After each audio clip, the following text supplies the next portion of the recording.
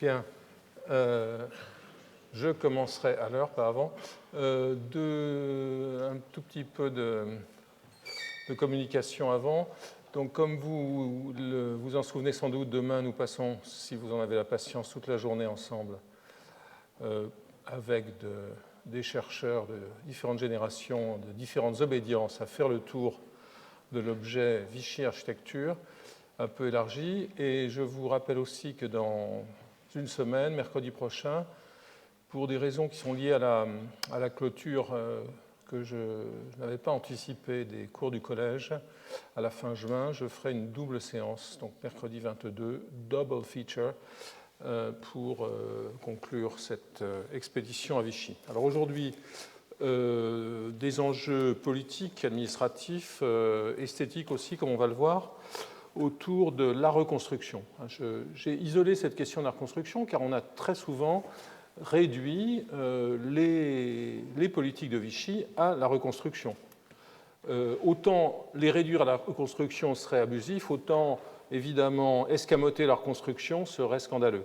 Donc je vais m'arrêter sur deux questions, celle de la reconstruction générale, celle de l'urbanisme au sens plus large, deux domaines dans lesquels la politique du gouvernement de Vichy est très déterminée et étonnamment, dès le lendemain, dès les semaines qui suivent l'armistice de juin 1940, comme si en quelques semaines, un dispositif déjà prémédité était mis en place. Un dispositif qui sera, si je puis dire, feuilleté, sédimenté, associant et centralisé des administrations centrales et locales, des instances de discussion. On verra qu'il y en aura beaucoup. On cause beaucoup sous Vichy. On fait énormément de réunions, de protocoles de réunions, de comptes rendus, de relevés de décisions. Et puis, il y a les équipes de terrain. Un champ sémantique se forme aussi, on le verra, autour de certains termes. Le terme de charte, le terme de chef, des termes fétiches, dans le même temps que se dessinent des objectifs politiques, mais aussi socio-esthétiques, qui vont bien au-delà de la simple reconstruction, que dis-je, des villes détruites en 1940. En effet, je vous le rappelle, lors du Blitzkrieg allemand de mai-juin 1940, 70 000 édifices ont été totalement détruits en France, 200 000 endommagés, à la fois par des bombardements aériens et des combats d'artillerie, notamment des combats de chars. Dans les départements du Nord, vous le voyez sur cette carte, les Ardennes, le Pas-de-Calais, la Somme, l'Oise, dans la Seine inférieure et aussi dans le Loiret, parce que ce sont dans ces départements que se trouvent les points de franchissement des fleuves, les ponts par lesquels l'armée française fait retraite. Au total, au 30 juin 1943, alors que les raids systématiques des Alliés vont, si je puis dire, ajouter une nouvelle couche de destruction, plus de 7000 communes ont été touchées, donc c'est très décentralisé, et près de 600 déclarés sinistrés, pour l'essentiel des communes rurales. Par la suite, 390 000 édifices seront détruits, donc pratiquement plus de 5 fois plus, et 1,7 million endommagés. Au total, en 1945, 18% du parc immobilier français aura été affecté par les 6 ans de la guerre. Donc un cataclysme considérable. À l'horizon, le spectre de la première reconstruction, celle consécutive à la Première Guerre mondiale, reste présent à l'esprit de tous les décideurs. Tout le monde s'y réfère. Cette première reconstruction, cette reconstitution fait office de repoussoir, en dépit de quelques réussites incontestables qui sont d'ailleurs tout à fait reconnues. L'une d'entre elles, vous la voyez ici, c'est le plan de Reims, la reconstruction de Reims, ville emblématique de la barbarie allemande de 1914, avec la destruction, avec le bombardement de la cathédrale. Ce plan, élaboré par l'architecte américain George Burdett Ford,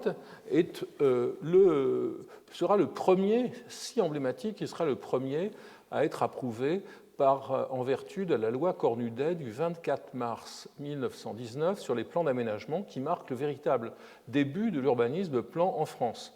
Le plan de Ford était intéressant parce que c'était à la fois un plan de zoning de la périphérie, découpage des territoires pour l'habitation et pour l'industrie, un système de percée diagonale dans le damier des voies du centre, d'un esprit plutôt haussmannien. Donc c'était un plan à la fois américain et haussmannien.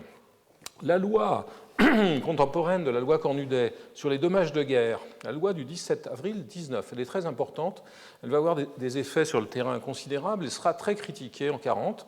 car cette loi met au premier plan les intérêts des sinistrés et tend à une simple reconstitution, c'est le terme, du bien perdu pendant la guerre. La loi permet de recevoir, je cite, les sommes nécessaires à la reconstruction d'un édifice présentant le même caractère, ayant la même importance, la même destination et offrant les mêmes garanties que l'immeuble détruit. C'est donc une recréation à l'identique qui est en question, et cette considération va l'emporter sur toutes les exigences de l'urbanisme, tracé rationnel, voire recherche de l'esthétique urbaine. Les tentatives des membres de la Société française des urbanistes, comme Agache, Auburtin et Redon, pour élaborer des plans de ville et de visage rationnels, vont rester, dans la plupart des cas, lettre morte, en dépit de la qualité de tout leur travail méthodologique et de tous les projets théoriques faits par les uns et par les autres. Ici, à droite, un projet de l'équipe Bassompierre et de Ruté, qui s'illustrera dans la construction des cités-jardins de la région parisienne et qui propose des modèles de villages nouveaux. Lorsque l'urbaniste Jean Royer, en 1941, présente les grandes lignes de la politique de reconstruction, donc la nouvelle politique, il cite longuement l'ouvrage d'Edmond Michel, Les dommages de la guerre et leur réparation. Voilà ce qu'écrit Michel à propos de ces paysages d'après-guerre. Malgré l'effort de certains agents de la reconstitution, celle-ci n'a pas donné, du point de vue de l'esthétique et des aménagements de voirie, ce qu'on était en droit d'espérer. On a trop respecté la liberté individuelle des reconstructeurs au détriment de la collectivité. Et le Conseil d'État lui-même, en différents cas, ardent défenseur de la propriété, qui avait bloqué les lois sur l'urbanisme, on le sait, n'a pas hésité, pour sauvegarder des théories de droit individuel, à entraver en fait les initiatives prises dans un but d'intérêt général. Bref, la première reconstruction, c'est l'exemple de l'égoïsme institutionnalisé. C'est tout ce que ne veulent pas les urbanistes et les décideurs, mais aussi certains intellectuels au moment de la Seconde Guerre mondiale. À la veille de la Nouvelle Guerre, la critique d'une France insalubre et dans laquelle ces plans d'urbanisme de la loi Cornudet ont été réduits, dans beaucoup de cas en fait, à des plans de lotissement, cette image est un lieu commun. Avant même que les premières bombes ne tombent sur la France, Jean Giraudoux, nommé en 1939 secrétaire d'État à la propagande, tourne en dérision l'urbanisme contemporain dans Plein pouvoir. Joli passage. D'esprit logique et clair, écrit Giraudoux, le français accepte de vivre dans des villes qui sont des jeux de jonchets et des énigmes, de suivre un itinéraire vital où tout est obstrué jusqu'au paysage, de mener sa vie quotidienne dans des lieux qui se soustraient hypocritement et veulement à l'aisance et à la dignité. Et les municipalités, écrit-il, s'estiment le plus souvent libérées de toutes obligations civiques en déblayant dans leur ville encombrée un square libre pour la seule personne qui n'ait pas à y respirer et à y circuler, la statue de quelque gloire symbolique ou locale.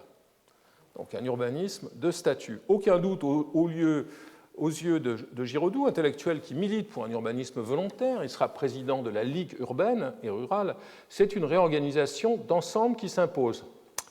L'expérience de l'Exode accentue encore cette perception que partageront des millions de Français et de Belges. Les réfugiés ont les plus grandes difficultés à traverser des agglomérations congestionnées dont les voiries sont inadaptées à la circulation intense. Les citadins découvrent aussi, c'est important, l'expérience de l'Exode, c'est une sorte d'expérience de tourisme en France. Les citadins, les Parisiens découvrent la province, les citadins découvrent les villages et leur état stagnant. Une des figures les plus répandues d'ailleurs, directement liée à l'expérience de l'Exode, au moment de la reconstruction, dès les premiers mois, sera celle de la déviation routière, contourner les bourgs. Et cette politique sera directement issue de l'expérience de masse qu'aura été l'Exode. Alors, Révolution nationale, la politique de Vichy, qui se donne des airs régionalistes, comme on le verra, est une politique nationale, une politique extrêmement centralisatrice. Et cela se marque aussi dans l'urbanisme. Les plans prescrits par la loi de 19 dont j'ai parlé étaient élaborés à l'initiative des municipalités qui choisissaient elles-mêmes leur urbaniste. Ces plans faisaient l'objet d'une procédure de contrôle et d'approbation qui, elle, était mise en œuvre par le ministère de l'Intérieur et aucune instance étatique n'intervenait dans leur élaboration. La nouvelle campagne de reconstruction, donc après 40, va inverser ce principe et peut être considérée comme tendant à la nationalisation de l'urbanisme. Vous vous souvenez des termes de la loi de 19, selon la loi du 11 octobre 40 sur la reconstruction, je cite, « La reconstruction est assurée avec le concours financier et sous le contrôle de l'État ». Dans ce dispositif administratif parfois délirant de Vichy, un double système est mis en place pour élaborer les plans et les mettre en œuvre, animé par des ingénieurs, des architectes parfois et quelques intellectuels de service. Créé en octobre 40, le commissariat technique, j'ai déjà parlé de cet amour des décideurs de Vichy pour le terme de technique, le commissariat technique à la reconstruction immobilière, qui finira rapidement d'ailleurs par perdre son thé, encadre les opérations de déblaiement et de reconstruction sur le terrain. Il est placé sous la direction d'un ingénieur des ponts et chaussées, André Muffang, qui fera une assez brève carrière dans l'urbanisme. Après la guerre, il passera dans l'immobilier, surtout il deviendra professionnel du jeu d'échecs. Ce sera un des rares grands maîtres français modernes. Donc, Muffang dirige le commissariat technique. L'ingénieur Kérizel est directeur à la reconstruction immobilière, distinct de la reconstruction industrielle sous ses ordres. Il y a aussi sous ses ordres un groupe d'urbanisme conduit par un professionnel qui s'appelle William Palenchon et un groupe architecture qui est conduit par le prix de Rome André Lecomte. Jean Royer, urbaniste, dirige les services techniques. On verra Royer à l'œuvre dans le Loiret.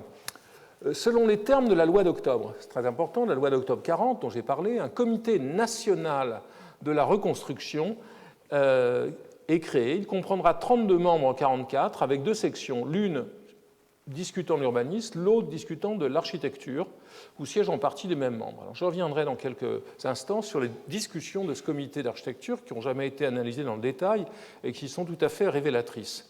Ce comité approuve la nomination des architectes chargés des plans de reconstruction et valide ces plans. À la fin 44, les effectifs du commissariat se monteront à près de 3000 personnes. Donc c'est une grosse administration. Bien plus modeste, ceux de la délégation générale à l'équipement national qui, elle, est créée en février 1941, n'atteignent alors, en 1944, que 200 personnes. Donc une administration de mission, plutôt, dirait-on aujourd'hui, que de mise en œuvre. Elle est rattachée au ministère de la Production industrielle et du Travail et chargée de conduire la planification d'ensemble du territoire, une notion nouvelle, et notamment d'élaborer aussi une méthodologie commune à tous les plans régionaux. Brièvement dirigée par François Lehideux, elle fut administrée par des ingénieurs, Henri Giraud, qui avait travaillé sur le plan de Paris, puis Frédéric Surlot. La direction de l'urbanisme et la construction immobilière est confiée à André Protin, ingénieur qui s'illustrera par la suite à la Défense, entouré par Randet, Gibel, spécialiste de Paris, et Millet. Voilà. Au sein de la délégation générale, il faut le dire aussi, qui travaille sur l'aménagement du territoire, œuvrent des intellectuels comme le géographe Pierre Georges ou l'historien de Paris Louis Chevalier. Et je reviendrai sur la DGEN à propos de Paris, car une de ses attributions au niveau central, et c'est nouveau, c'est l'aménagement de la région parisienne. La DGEN prépare aussi une nouvelle loi sur l'urbanisme pour remplacer celle de 19 qui sera promulguée le 15 juin 1943. Alors, parmi les décisions les plus significatives prises par le commissariat à la reconstruction immobilière figure la nomination des urbanistes chargés des plans de reconstruction dans ces 19 circonscriptions régionales d'urbanisme. Et c'est tout à fait considérable. Entre 1941 et juin 1944, 868 contrats, le chiffre a été vérifié aux archives nationales, ont été confiés à des architectes ou à des architectes urbanistes de toutes les orientations, de toutes les obédiences, des modernes comme André Lursa au début, des académistes comme Charles Nicot, et des novateurs étranges et plutôt loufoques comme Gaston Bardet. Toutes les générations seront servies, des vétérans de l'urbanisme d'avant 14 aux jeunes diplômés de l'Institut d'urbanisme. Par ailleurs, c'est important aussi, une procédure parallèle est suivie par le commissariat pour donner son agrément aux architectes qui souhaitent participer aux travaux de reconstruction. cet agrément est parallèle, j'ai aussi commencé à l'étudier, parallèle aux démarches que ceux-ci, que ces architectes, entreprennent pour être inscrits à l'ordre. Donc en parallèle, on demande un agrément pour être constructeur et on essaye d'être inscrit à l'ordre. Et je n'ai pas l'impression que la loi des 2%, la règle des 2% s'appliquant aux juifs s'applique à ces agréments pour la reconstruction. La distance prise, dont j'ai déjà parlé, unanimement, tout le monde est d'accord, envers la reconstitution d'après 1918, s'accompagne en fait de l'émergence de la construction d'un nouveau récit, qui est un récit sur le renouveau ou la renaissance. C'est ce que propose par exemple le jardinier André Véra dans la revue Urbaniste, dans un manifeste pour le renouveau de l'art français. C'est une thématique vichiste, celle de la Renaissance. Il affirme, Véra affirme, dont je pense Dorothée Imbert parlera beaucoup demain, il affirme « S'il ne tient pas uniquement à nous qu'une renaissance économique ait lieu, il tient uniquement à nous qu'une renaissance artistique ait lieu. Et l'une ne laissera pas d'avoir une influence sur l'autre parce qu'elle donnera confiance à la nation, lui communiquera de l'élan pour aller dans des voies encore rudes et obtenir un jour une merveilleuse délivrance. » Vous voyez, comme l'image est belle, comme cette renaissance doit être à la fois l'ornement, la manifestation et l'auxiliaire, non d'une évolution nationale, mais d'une révolution nationale, n'attendons pas en patience une floraison qui vienne à son heure. Organisons au contraire en diligence une floraison qui éclose à notre volonté. Donc des jardiniers actifs. Véra prend ses distances d'avec les décennies passées pendant lesquelles, je cite, les architectes conduisaient des maisons sans toit, ou à toit plat, sans toit, sans ornement, sans plein même, composées des vides, puisque les façades ne comportaient plus que des fenêtres, des yeux sur la rue. Belle image. Véra, toujours virulent, admonestant toutes les disciplines, insiste sur l'importance des jardins dans les louanges à la France qu'il propose de chanter. C'est la version urbanistique du Retour à la Terre. Prenez votre bêche. À la recherche de modèles historiques, la revue Urbanisme dans laquelle il écrit va se donner du mal. Par exemple, elle va consacrer son numéro de février 1942 à l'actualité de Sully, considéré à la fois comme le grand surintendant des finances, le grand voyer de France, comme architecte et bâtisseur de villes enfin. De son côté, pour bien montrer que ce passéisme actif, cette idée d'une redécouverte des grands moments de l'histoire française, la Renaissance avec Sully, d'un autre côté, un chargé de mission important au commissariat à la reconstruction immobilière, Jean-Charles Moreux, architecte des monuments historiques, moderne repenti, c'était un moderne assez radical dans les années 20, puis il avait rompu en expliquant que derrière un cube, on trouvera toujours un cube, que derrière un tube, on trouvera toujours un tube, et qu'il fallait revenir à l'histoire. Moreux s'arrête sur une forme urbaine particulière, les places de cathédrales, qui effectivement sont un enjeu, on va le voir tout à l'heure, dans tous les plans de reconstruction. Il leur consacre dans l'architecture française un très bon dossier comparatif préfacé par Hautecoeur, dans lequel on voit à la fois sa connaissance historique, son érudition, mais aussi une illustration de la problématique pittoresque de Camille Lozette. L'action de l'administration passe aussi, et vous le voyez ici, passe ainsi par l'utilisation de la presse professionnelle, très importante dans cette période où les voyages sont difficiles, on a du mal à se rendre compte soi-même des choses. Officiellement, l'organe de la Société française des urbanistes devient, sous la direction de Jean Royer, un homme qui a beaucoup de pouvoir dans cette période, l'organe officieux du commissariat, dont le programme est par ailleurs popularisé dans la presse quotidienne. Énormément de rubriques sur l'urbanisme et les hebdomadaires illustrés comme l'illustration. Aussi, autre chose, les salons des urbanistes organisés par la SFU, la Société française d'urbanistes, tous les ans entre 1941 et 1944, permettent de montrer à Paris les plans en préparation dans les provinces. Sur le plan législatif, maintenant, le gouvernement de Pétain ne chôme pas. Il édicte le 4 octobre 1941 une charte du travail, puis une charte de l'artisanat le 24 août 1943. Le terme de charte est fortement connoté. Il a notamment un sens très précis, très réactionnaire en France, où la constitution élaborée en 1814 par Louis XVIII avait été dénommée charte et non constitution pour marquer la différence avec la Révolution et l'Empire. Donc retour à la charte. En matière d'urbanisme, le commissariat à la reconstruction immobilière fait écho à cette passion sémantique pour la charte et rédige en 1941 une charte de l'architecte reconstructeur. publié dans l'architecture française. Elle prescrit aux professionnels un rôle social, du rôle social de l'architecte reconstructeur. C'est évidemment une parodie du célèbre article qui avait lancé la carrière de Lyautey, du rôle social de l'officier dans le service universel. Le rôle social, j'ai déjà parlé de l'importance de Lyautey, une sorte de parrain lointain des politiques de Vichy. L'architecte reconstructeur a aussi un rôle spirituel à côté de ses responsabilités techniques. Les initiatives parallèles se multiplient. Léon Moine, qui avait été le secrétaire général du comité d'aménagement de la région parisienne, qui avait travaillé sur le plan Prost, plan régional, et qui est le directeur de publication d'urbanisme, réclame, quant à lui, une nouvelle charte française de l'urbanisme. C'est précisément le titre que choisit André Guthon, architecte urbaniste, qui s'adresse directement au maréchal dans ce petit livre de 1941, en proposant une comparaison des expériences françaises et étrangères en matière d'urbanisme. Il y a pas mal de dessins, Guthon dessine. Il n'hésite pas à utiliser l'exemple des Siedlungen de Weimar, sans les condamner. Il appelle de ses voeux une unification de la réglementation sur l'urbanisme, dont il critique le caractère fragmentaire et contradictoire. Et il en appelle très clairement au chef de l'État. De nos législateurs, écrit-il, nous espérons une codification de nos lois, une loi unique qui traiterait de l'urbanisme.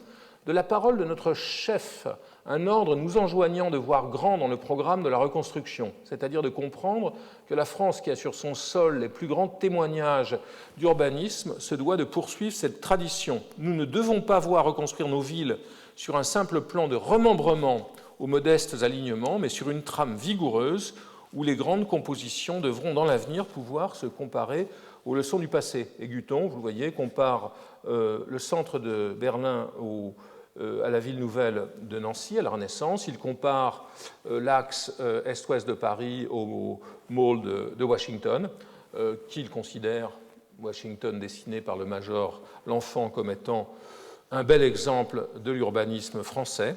En fait de charte, il propose surtout une compilation assez pédagogique, mais un peu laborieuse, de la législation existante et une brève analyse de la formation de l'urbanisme comme discipline, largement dérivée de l'histoire de l'urbanisme que Pierre Lavedan, qui est devenu, d'ailleurs, au début des années 40, professeur d'histoire de l'urbanisme à l'École des Beaux-Arts, de cette histoire de l'urbanisme dont Lavedan a déjà publié 2 tomes. Voilà. Principal mérite de sa démarche est d'utiliser les expériences européennes et nord-américaines. C'est un rare exemple de livre qui ne soit pas hexagonal. Il s'appuie par exemple sur le livre de Werner Hegemann. Pourquoi ? Parce que cet urbaniste théoricien allemand était un partisan de l'urbanisme classique français qu'il avait diffusé à la fois à Berlin et aux États-Unis, avant de devoir quitter l'Allemagne pour des raisons politiques. La charte de l'urbanisme, préparée par la délégation nationale à l'équipement national, la DGEN, crée le 15 juin 1943 un cadre juridique nouveau dans lequel des expériences foncières restaient jusque-là confinées à l'Empire, notamment, je le redis, dans cette terre d'expérience qu'avait été le Maroc de Lyautey, dans laquelle ces expériences sont généralisées. L'État se substitue totalement, et c'est la chose fondamentale, aux communes dans l'élaboration des plans de reconstruction et d'urbanisme. Le rapport avec le Maroc est tout à fait intéressant, puisque le premier rapporteur des plans de reconstruction au comité national du commissariat, enfin de l'administration consolidée, c'est Joyan, auteur d'un traité d'urbanisme en 1923, mais surtout ancien chef des services techniques du protectorat. Donc rappelez-vous ce que je disais la dernière fois à propos des membres des instances de l'ordre, les Marocains, les Lyautéens sont partout.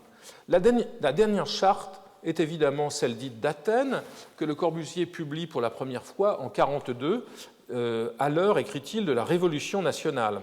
Il convient de la voir en relation avec ces textes, les textes sur l'urbanisme, bien plus qu'avec la charte pour la restauration des monuments historiques adoptée en 1931 aussi à Athènes, avec laquelle Françoise Choët n'a eu de cesse de la comparer, pour la flinguer assez facilement.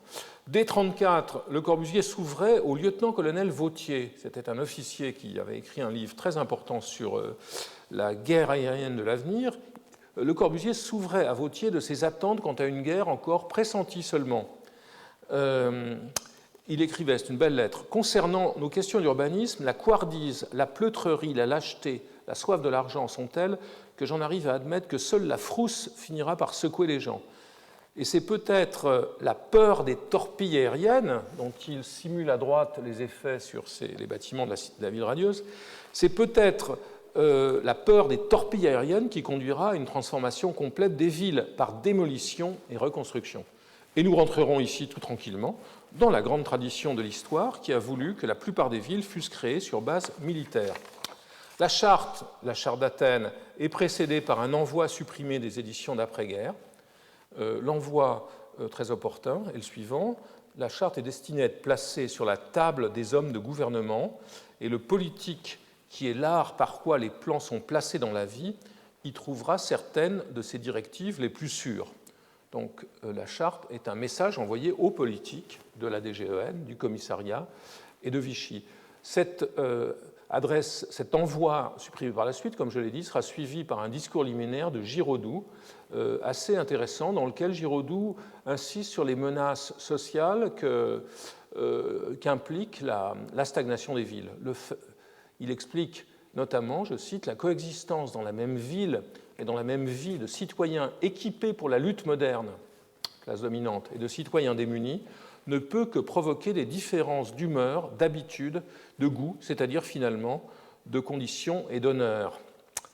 Selon les caprices ou les routines, le mal sera d'autant plus irrémédiable qu'il pénétrera à l'intérieur de chaque classe. L'éclat de l'époque et sa sordidité toucheront indifféremment, selon les caprices ou les routines, le bourgeois et l'ouvrier. Il y aura une zone sordide du travail et de la pensée, une zone éclatante, et au même niveau se coudoiront dans un protocole humain et national lamentable des êtres opaques et des êtres lumineux. Je ne vais pas commenter dans le détail la charte d'Athènes. Il faut savoir que c'est une fabrication de Le Corbusier à partir des constatations du congrès, du 4e congrès international d'architecture à Athènes. Le congrès avait donc rédigé en style télégraphique des constatations. Le Corbusier les rationalise et les développe en introduisant ses propres considérations, en radicalisant, si l'on veut, le propos de manière à ce que la charte d'Athènes devienne une justification de ses propres positions. On oublie toujours que la charte d'Athènes intervient sur une question très importante de la reconstruction, la question des centres et des bâtiments existants. Elle ne préconise pas leur liquidation. Elle préconise leur conservation, s'il est possible, avec des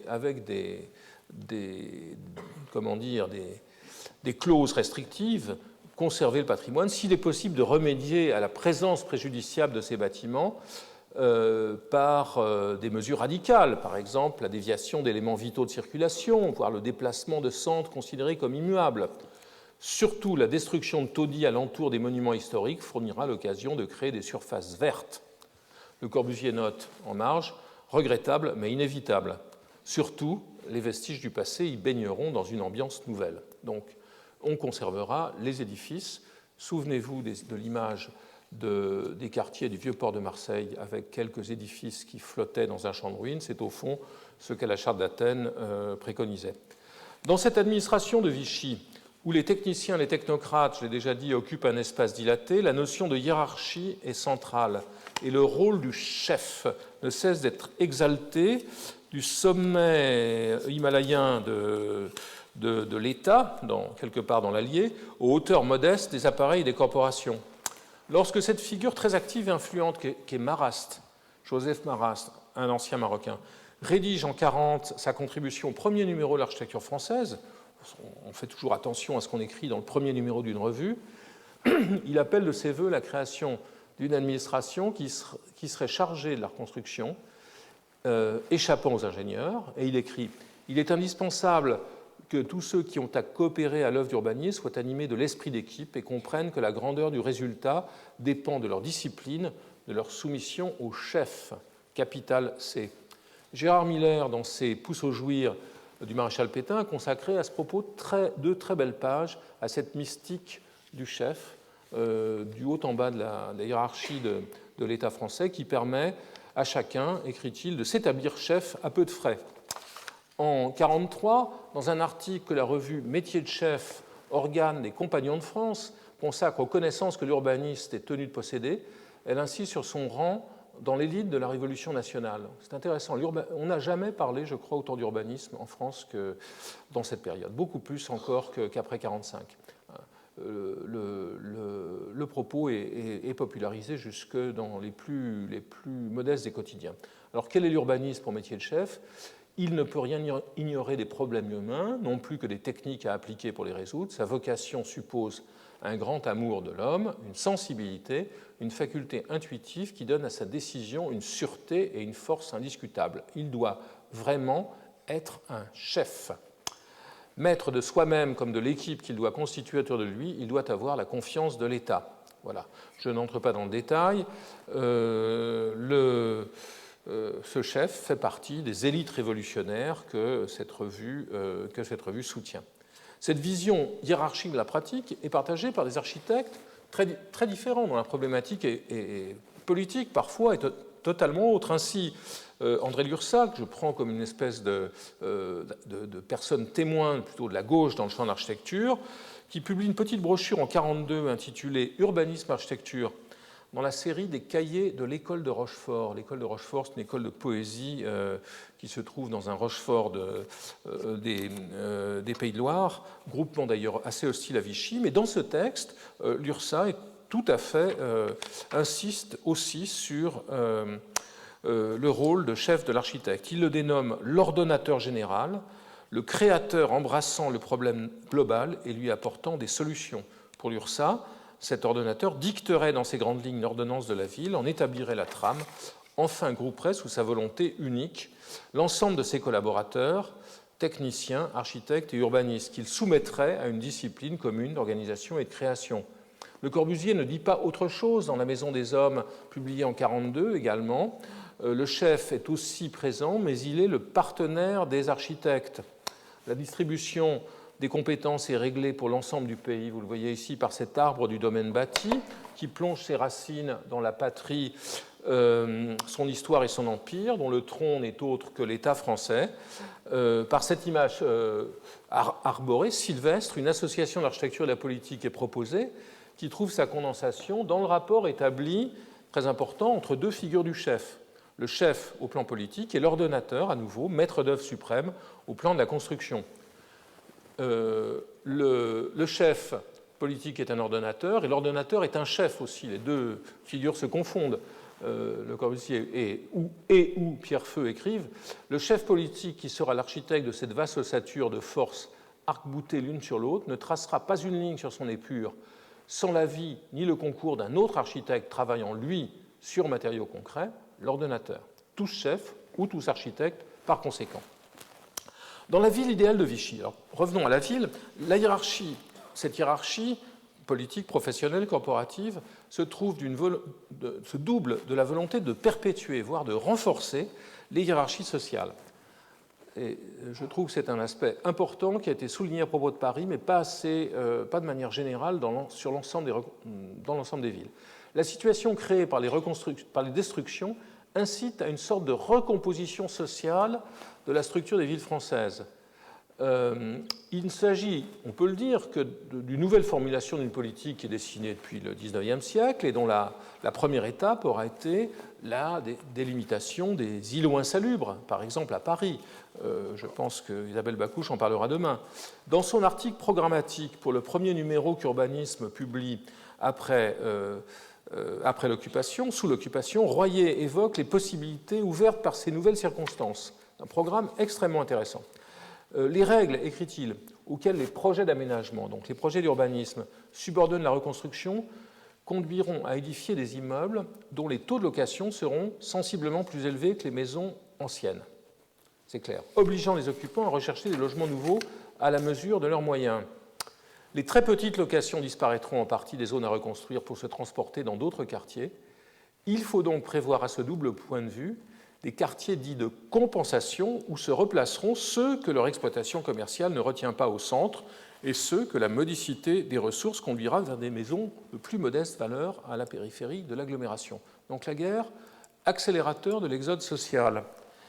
Et il devient clair aux yeux de la plupart de ces urbanistes et de certains observateurs que la reconstruction va aboutir à un autre exode, celui des classes populaires, des centres historiques détruits vers la périphérie. De cette prévision, de cette vision, je dirais, dérive l'hypothèse de quartier-musée où la conservation des bâtiments serait sélective et porterait sur des ensembles constitués. Et ici se trouve sans doute un article pivot, notamment parce qu'il est publié dans l'Illustration, qui est l'espèce d'organe central de la petite bourgeoisie française, hebdomadaire. L'un des principaux partisans de la démarche est Jean-Charles Moreux, dont j'ai parlé, qui écrit en 1941 « N'ajoutons pas au malheur de la guerre des destructions volontaires imposées par les règles d'un inflexible urbanisme. Nous n'hésitons pas à dire qu'il est insuffisant de ne conserver que des œuvres de premier ordre, et qu'il faut sauver non seulement des monuments moins importants, mais aussi des quartiers tout entiers, quartiers d'où émane un charme artistique, historique et poétique. » Donc conserver des quartiers, pas simplement des immeubles. Mais il ne s'agit pas pour autant de tout conserver. Moreux suppose que la ville a été débarrassée en son centre des services d'approvisionnement. Ça veut dire quoi? Les marchés, les halles à Paris, par exemple, et que des satellites urbains étaient prévus pour contenir des grands ensembles et bien loger l'excès de la population. Avant que d'être mis en valeur, avant que de devenir les quartiers musées qui seront l'intérêt et l'attrait par excellence de la ville, ils seront assainis. Donc c'est très important. Même un partisan d'une conservation étendue de la substance historique, au-delà des monuments comme Moreux, considère que la reconstruction va avoir des effets sociaux, doit avoir des effets sociaux très larges. Elle en a déjà sous certaines formes, et j'évoque juste cet épisode au passage. N'oublions pas que le vrai grand chantier du commissariat à la reconstruction immobilière dans cette période, à part le déblaiement des ruines, c'est la construction de cités provisoires, dont vous voyez ici quelques plans qui relèvent à la fois du camp militaire et de la cité-jardin. Alors, allons sur le terrain, et le premier terrain, c'est le Loiret, car les premiers plans élaborés le sont pour les villes de la vallée de la Loire, comme Gien, Sully-sur-Loire ou Orléans, à l'initiative du préfet Jacques Morane, qui lance l'étude dès l'été 40, préfet extrêmement énergique et qui était au courant, qui était au fait de l'urbanisme. Certains de ces plans sont proches dans leur esprit de ceux d'après 18 et tendent simplement à moderniser les tracés sans les effacer. D'autres sont plus radicaux. C'est le cas pour celui, oui, entre les deux se trouve le projet de Gien sur les bords de Loire, d'André Laborie, dans lequel les îlots sont reconstitués avec des cours agrandis et les éléments du langage architectural réinterprétés.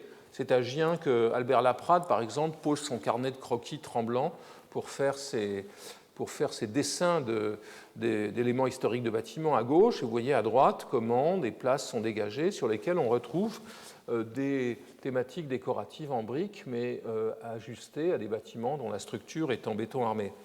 L'enquête publique sur le plan de Gien, dont Daniel Wollmann parle assez dans le détail dans son livre sur la reconstruction, est bouclée en 5 jours.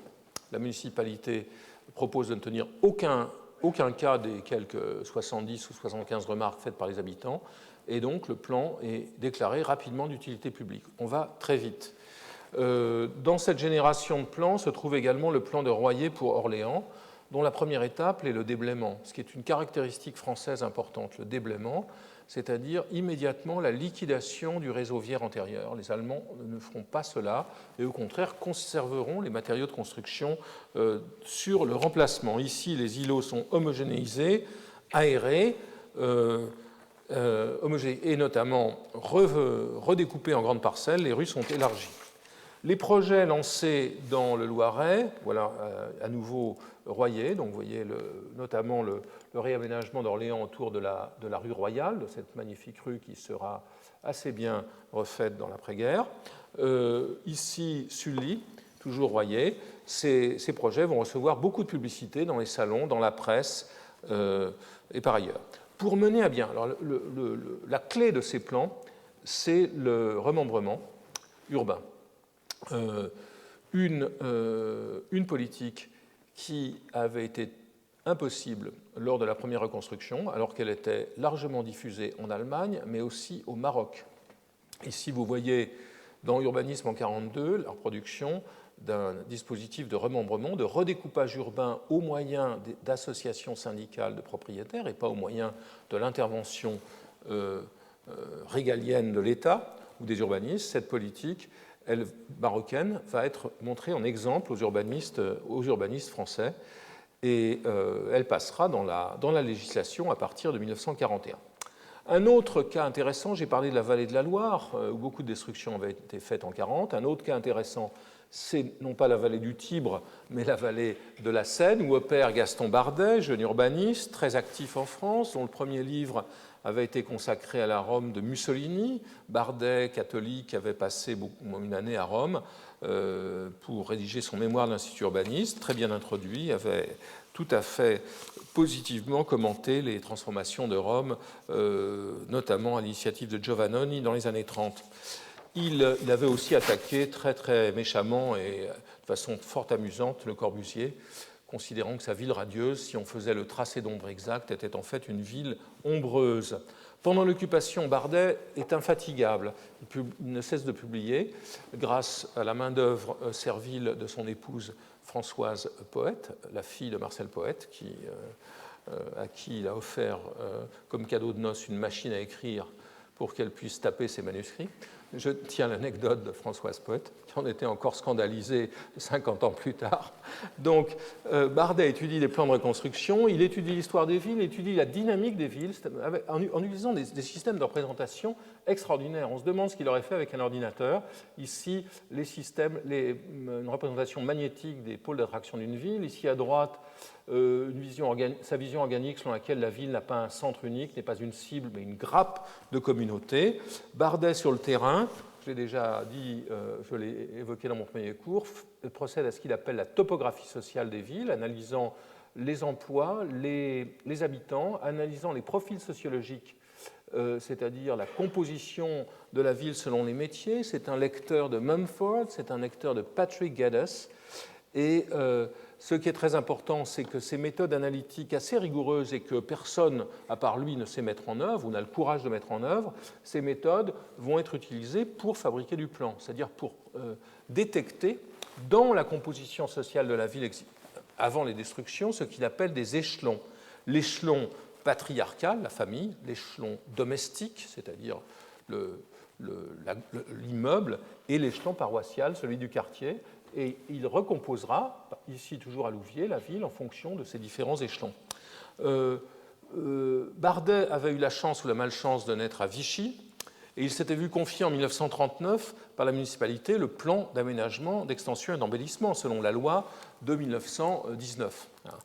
Et les services de Pétain n'ont aucune raison de lui enlever la commande, puisque l'enfant du pays est devenu une sorte de figure de l'establishment national, et il travaille un plan, il étend les limites de son plan et fait un plan régional dans un rayon de 25 km qui inclut Cussey ou Bellerive-sur-Allier, les villes avoisinantes. Son rapport est assez amusant.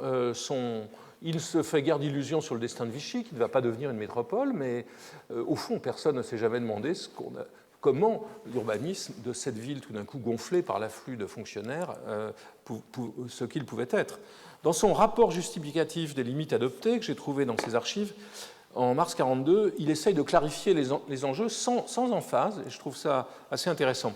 Bardet écrit « Personne ne peut se hasarder à prévoir durant combien de temps se superposera la vie agitée d'une capitale administrative à la vie normale de la reine des villes d'eau. Il n'en reste pas moins que le rôle imparti à la région de Vichy dans une période critique de l'histoire du pays marquera cette dernière pour toujours. » Et il ajoute « Il n'en est résulté pour l'instant que peu d'améliorations et d'embellissements. Il faut tout au moins qu'il n'en résulte pas de nouveaux enlaidissements. » Alors, maintenant, je voudrais passer à autre chose, c'est-à-dire ouvrir le dossier du Comité national de la reconstruction dont j'ai déjà parlé, qui, à ma connaissance, ne l'a jamais été de manière systématique. Ce comité est créé, tient ses sessions entre janvier 1942 et août 1944 sous la présidence du directeur de l'architecture, René Perchet. Donc il est sous tutelle du commissariat à la reconstruction immobilière, mais il est aussi contrôlé par les services de la direction des Beaux-Arts. Ce comité siège à Paris et fait 2 visites sur le terrain, une à Rouen et une à Orléans. Les débats sont extrêmement vifs et portent notamment sur des études spéciales de composition architecturale, plus d'une centaine d'entre elles, qui sont, si vous voulez, des coups de loupe sur les plans de reconstruction, sont lancés avant la Libération. Alors, quelques exemples, rapidement. Tours. Le Conseil se penche à 3 reprises sur le projet de Camille Lefebvre pour la reconstruction du centre de Tours, qui avait été très attaqué dans la presse. La première fois, Perret demande plus d'harmonie dans les façades. Il regrette, je cite, ces ponts en béton armé portant des maisons anciennes. Il fait remarquer qu'au débouché de la rue nationale sur le fleuve, ici, sur la Loire, les immeubles de cette place ont une architecture monumentale, tant au rez-de-chaussée qu'aux étages, tandis que les immeubles se retournant sur la rue ont une architecture inspirée d'autrefois aux étages, reposant sur de frêles rez-de-chaussée modernes. Cette opposition est très fâcheuse et il faut envisager une architecture nouvelle du haut en bas. Dans une autre session, Paquet, qui est un architecte des monuments historiques, regrette que Lefebvre n'ait pas profité de la liberté qui lui a été suggérée pour faire une étude franchement moderne. La reproduction exacte des édifices primitifs ne peut être effectuée. Intéressant ce discours donc, de l'État sous la tutelle du responsable administratif des monuments historiques. À Beauvais, où les abords sont dessinés par experts, Perret demande que les bâtiments nouveaux ne soient pas d'une architecture pastiche, mais d'une architecture moderne, en harmonie avec le cadre que crée la cathédrale. À propos d'une nouvelle place dessinée par Georges Noël, la section dans son ensemble rejette les études de façade et souhaite que l'architecture ne soit pas une réminiscence du passé et soit à l'échelle de l'hôtel de ville qui commande la place. C'est une position récurrente de la section. Dans le cas de Châtillon-sur-Seine, où opère Laborie, l'architecte de Gien, c'est Lecomte qui regrette que l'architecte se soit attaché à reproduire trop servilement l'architecture du vieux Châtillon. Il faut, d'après lui, éviter l'étage inhabitable prévu dans la partie supérieure de chaque pavillon, sinon on pourrait reprocher à l'architecture de M. Laborie de n'être plus qu'un décor. Devant l'étude d'une place conçue par Daniel Petit à côté de la place d'Armes de Douai, Perret affirme à nouveau, l'architecture devrait être plus moderne et non un pastiche de façade ancienne. Il est nécessaire, dans le cas de cette place, d'éviter les réminiscences du passé et de concevoir une architecture franchement originale, ce qui est parfaitement possible même en employant les matériaux de la région. Lecomte ajoute, l'emploi des matériaux régionaux n'implique pas nécessairement une architecture liée à celle des siècles passés. Il souhaiterait, comme Paquet, à propos de Douai, que les immeubles de la place Nouvelle fussent étudiés suivant une conception résolument moderne. Amiens, plusieurs projets sont discutés. Amiens, c'est Dufaux, Pierre Dufaux, qui est un enfant du pays, le régional de l'étape, qui a réussi à se faire passer la commande du plan. Paquet remarque à propos de la reconstruction du Beffroi par Dufaux qu'il serait désirable de ne pas s'astreindre à des réminiscences d'architecture ancienne. À propos des abords de la cathédrale étudiés par Tournon, le directeur de l'École des Beaux-Arts, Perret approuve son idée quant à la continuité de l'architecture, mais la question de la hauteur de l'arc lui semble délicate et il souhaiterait qu'il fût remplacé par un élément à l'échelle humaine. Donc il critique Tournon. Et quand son propre projet pour la place Alphonse Fiquet au-dessus de la gare est discuté, Perret explique qu'il s'agit de construire un ensemble harmonieux dominé par une tour qu'il essaye et parvient à vendre au maire.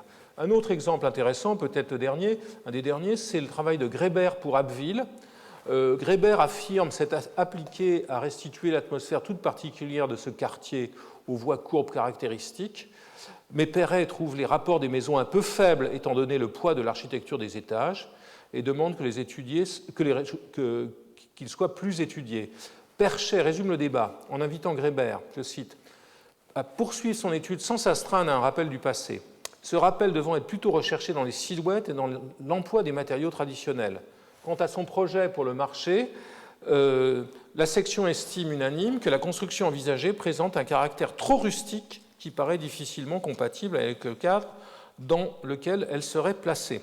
Voilà, donc, tir groupé sur Grébert, auquel le comité s'oppose à nouveau en lui reprochant de faire une reconstruction trop timide à Rouen. Le Conseil discute aussi de questions de méthode, notamment de savoir si l'architecture doit précéder le travail du remembrement, et elle va dans ce sens, et elle s'arrête sur des bâtiments isolés. Ici, le bâtiment de Labro, le projet de Labro pour Blois, qui est considéré comme étant comme étant inadéquat, Labro se plaignant par la suite de voir sa liberté de composition de plus en plus réduite.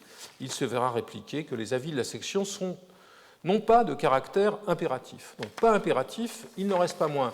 Vous l'avez vu, j'ai lu rapidement tous ces avis, que de manière systématique, on peut dire systématique, ces architectes qui sont les grandes figures de l'urbanisme, et pour certains d'entre eux des professeurs influents de l'École des Beaux-Arts, n'ont qu'un langage contre le pastiche, contre la répétition timide des formes détruites et pour des transformations assez radicales à la fois des tracés et des édifices. Donc je pense que ici à nouveau nous voyons la confirmation que la politique de Vichy n'a pas été une politique nostalgique et conservatrice et qu'au contraire ces intervenants, parmi lesquels, je le répète, se trouvent les forces tutélaires qui avaient le devoir de contrôler les monuments historiques, ces forces tutélaires se prononcent pour des transformations d'ampleur. Alors, je voudrais maintenant, pour terminer, parler un peu de l'architecture. Vous savez qu'on construit peu dans cette période, à part des cités provisoires et quelques équipements sportifs, on projette beaucoup. En revanche, on se préoccupe du passage à la grande production lorsque celui-ci sera possible. D'abord par la normalisation, pour laquelle les instances sont à nouveau pléthoriques. Vichy se plaît à multiplier les instances contradictoires, parfois, à vrai dire, seulement complémentaires. La normalisation est l'affaire d'un commissariat à la normalisation dirigé par l'ingénieur Pierre Salmon, de l'AFNOR, l'Association française de la normalisation, du Bureau de normalisation de l'Ordre des architectes et celui du Comité d'organisation du bâtiment et des travaux publics que dirige André Gigou. Gigou sera par la suite le traducteur du livre de Neufert sur les éléments de construction au début des années 50. Dispositif très complexe, symptomatiquement quand même, dans le domaine, la première norme qui est élaborée par le bureau, à l'initiative du Bureau de normalisation de l'ordre, la norme numéro 1 de 42 est une norme sur la modulation. Donc on commence par le début, c'est-à-dire l'idée de moduler l'architecture. Dans la normalisation mobilise des talents divers, et notamment l'un d'entre eux qui est Pingusson, qui affirme, l'architecte de l'hôtel Latitude 43, qui affirme à ce propos, en 1943, la normalisation ne doit pas être considérée comme un fait isolé, une entreprise particulière conduite par la volonté de quelques-uns, ou une nouveauté pure, mais plutôt comme un des aspects du vaste mouvement qui fait constamment évoluer les institutions humaines entre deux pôles, la licence et la contrainte, les extrêmes de l'ordre et de la liberté. Dans cette alternance, la normalisation s'inscrit dans le sens du retour à l'ordre, à la discipline, à la méthode, à l'organisation, programme très pétainiste, en réaction contre les excès d'un libéralisme intellectuel, politique et économique dont les événements actuels apportent la mesure et l'aboutissement. Donc la normalisation fait partie de la purge que la République, que la France, au sortir de la République, doit avaler. Propos moralisateurs qui accompagnent en fait une réflexion concrète. Dans les archives de Pingusson, on trouve beaucoup de travaux autour de la normalisation des appareils sanitaires. Une note écrite à gauche, à droite, un croquis d'évier. Pingusson est l'homme qui va normaliser les lavabos, les éviers, les bidets, les bacs à douche. En écrivant des rapports, tout le processus est intéressant. Il écrit des rapports préliminaires, propose une norme provisoire qui est ensuite soumise à l'enquête publique. Et il écrit à ce propos, la fixation d'une norme ne peut être faite que par un acte d'autorité pure, contraire à l'assentiment commun, ce qui justifie l'enquête publique à laquelle tout projet de norme est soumis. Donc on consulte, mais pour prendre un acte d'autorité. Pour lui, la normalisation postule l'avènement d'une nouvelle culture classique qui ne serait pas l'œuvre des seuls techniciens, et c'est ce qui justifie son engagement dans les comités de l'AFNOR. Ici, vous voyez, parmi toutes les normes adoptées par l'AFNOR dans cette période, une qui découle directement, dérive directement du travail de Pingusson, qui est la norme portant sur le lavabo. Et vous voyez que ce qui est normalisé, ce n'est pas simplement l'objet lavabo, c'est aussi la posture, c'est toute l'opération. On voit bien que derrière la norme se trouve un projet taylorien. La question de la norme est discutée dans technique architecture, beaucoup plus que dans l'architecture française, notamment par Herman, qui s'appuie sur elle qui s'appuie sur des précédents historiques, ici celui de la rue de Rivoli et de son unité, opposée au désastre en haut à droite des HBM de la ceinture parisienne. C'est la norme, la réflexion sur la norme et l'unité de la rue de Rivoli va être une des justifications des grands ensembles les plus sublimes, c'est-à-dire les plus longs, les plus répétitifs dans l'après-guerre.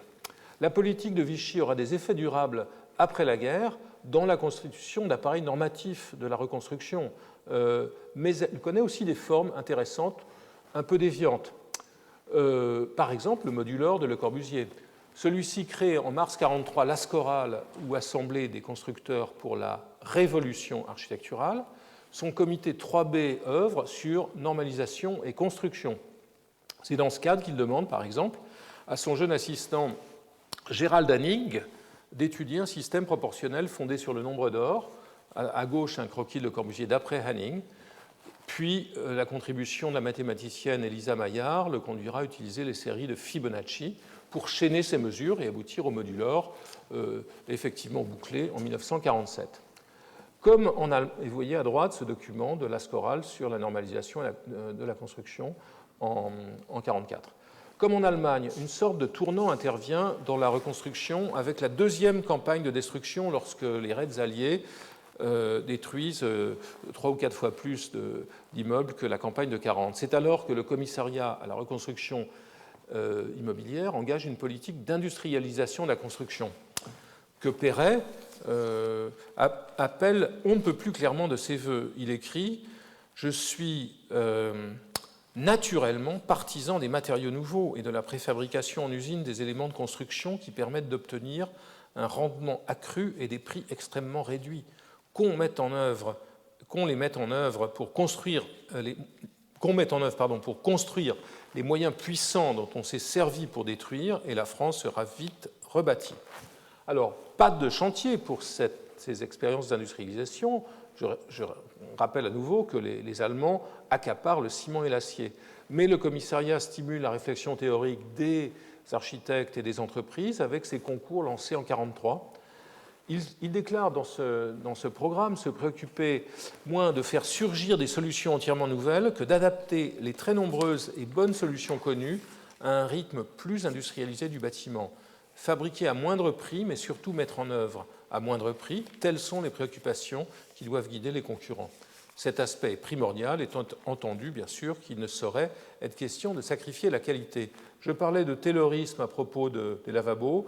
Ici, on va parler de rendement, une notion qui est fortement mise en avant dans un programme articulé en 2 degrés, puisque, d'une part, un premier concours porte sur des dessins préliminaires, essentiellement un concours de concepteurs, puis un concours ensuite de maquettes est censé associer les concepteurs et des entreprises.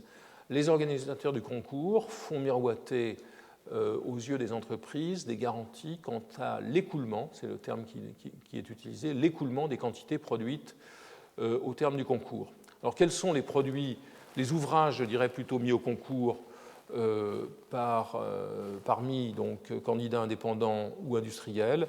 C'est le béton banché, ce sont les planchers, les cloisons et les portes, les blocs escaliers, très intéressants, qui vont être largement utilisés, les colonnes montantes, les toitures, les blocs hauts, je cite le texte, entre parenthèses, cuisine, WC, propreté, buanderie, ce sont les éléments de ventilation. Alors, l'accumulation méthodologique qui va être réalisée à l'occasion de ces concours, dont parlera, je pense, Yvan de Montet demain, donnera un plein effet après 1945. C'est après 1945 que tout ceci se met en place. Ici, oui, vous voyez un croquis de Pingusson pour le bloc haut. Pingusson est très engagé aussi dans ces concours. Il est très engagé également dans le travail sur l'industrialisation de la maison individuelle qui commence avant la Libération et qui va se poursuivre notamment sous l'impulsion de Marcel Lotz après 1945. Alors, une des figures aussi les plus actives, c'est Paul Abraham, qui travaille sur le bloc croisé, c'est-à-dire la préfabrication en usine du cadre de la fenêtre ou des éléments du cadre de la fenêtre de façon à économiser le temps de travail correspondant à la pose des briques, au coffrage et à la pose des briques, comme vous le voyez à gauche. Abraham publiera ces analyses en 1946, après la guerre, ces analyses de la période de la guerre en 1946, dans ce petit livre Architecture préfabriquée, dans lequel il présentera aussi les premières opérations menées à Orléans. Donc, sur la base du plan de Royer, Abraham sera très rapide à mettre en œuvre des techniques qui seront d'autant plus au point qu'elles auront été élaborées pendant pratiquement 2 ou 3 ans à partir des concours de 1943. Alors, quels sont les acquis, en conclusion, résultant du faisceau de ces politiques poursuivies entre 1940 et 1943 ? Ils sont de plusieurs ordres. Premièrement, les administrations de la DGEN et du commissariat, fondues au sein du nouveau ministère de la Construction et de l'Urbanisme, vont poursuivre et intensifier leur activité, parfois avec les mêmes cadres. J'ai parlé de Protin, directeur d'urbanisme à la DGEN, et je vous ai déjà dit que Mufang allait finir du côté des échiquiers. Deuxièmement, législation, elle demeure effective, et notamment la loi de 1943, qui sera en vigueur jusqu'en 1967. Les plans de ville étudiés depuis 1940, ici nous avons le cas d'Orléans, sont mis en œuvre, sauf lorsque les bombardements et les combats ultérieurs les rendent obsolètes. Certains de leurs auteurs seront remplacés, certains de ceux qui avaient été nommés pendant la guerre seront remplacés lorsque Claudius Petit sera nommé à la tête du MRU en 1948 et que notamment Herbet et Dalloz prendront le contrôle des nominations. Les normes que l'on a vues, rassemblées à partir de 1943 dans le répertoire des éléments et ensembles fabriqués du bâtiment, ou REEF, que les architectes connaissent bien, ce répertoire poursuivi après la guerre, ces normes seront celles qui serviront à la conception et à la réalisation des projets de la reconstruction et aux grands ensembles. Enfin, les composants issus des concours du commissariat seront produits et utilisés dans des chantiers expérimentaux comme ceux d'Abraham et plus largement dans les chantiers de la grande production de masse. Merci.